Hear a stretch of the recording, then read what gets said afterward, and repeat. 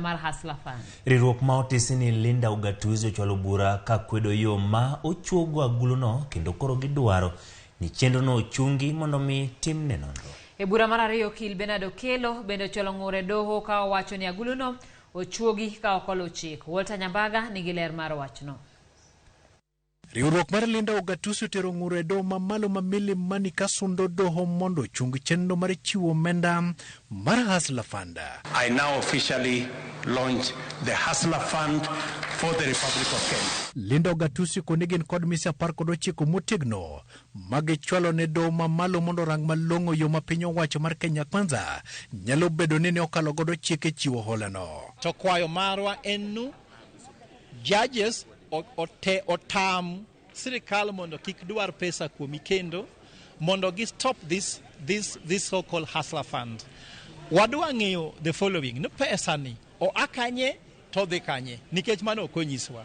Mar ariyo, board ma govern pesa ni en board mane nikech according to the act oripo be ni wang'eyo ni en board mane. Secretariat CEO en ng'ano, pesi kolal to dhi ir ng'ano.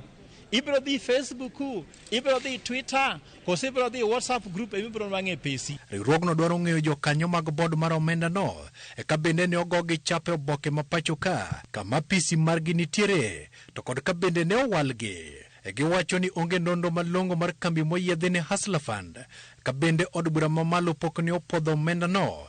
Operation Linda Ugatuzi bende dwaro ng'eyo kama omenda no wuokie kanyakla kod gimomiyo ng'ato nyaka chiw nonro mare mopondo kaka namba moyiedhi mar aguch omenda e simb jopiny maong'ere kaka pin namba, M-Pesa ne jogo matiyo kod namba mar Safaricom. M-Pesa pin mari kawo seche ma ng'ato biro golo go pesi M-Pesa bu pesa olal ibro dhir ng'ano. Fintech company mitiyo go ni waparo ne en fintech ma jo Nigeria ama Russia kaka ni winjo wach man Jose Camargo cha. Burano nywando bad migawo mar omenda bengi maduong' ma pacho ka CBK kod bengi mamoko kaka KCB, bad migawo machoko osuru KRA kod mano marango pesa mar utaya RBA. Kwethgo duto idwaro ni mondo gol chung mar gewi hola mar Hasla Fund. Have KCB Bank, wasav Safaricom, wasav Attorney General kaka advisor of government, wasav Cabinet ma Treasury, wasav KRA, wasav NSSF,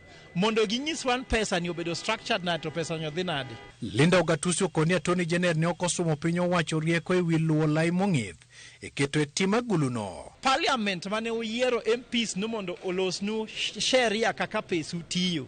Pesa no kokali i parliament. The budget controller onyiswa en to pesa no wuok ofuko mane kadhi ofuko mane. Bank account mari en mane to pesi no ni bank mane.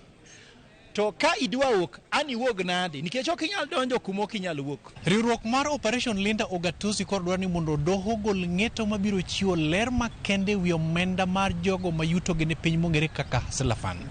Walter Nyambaga, Ramogi TV, Milimani Court, Nairobi.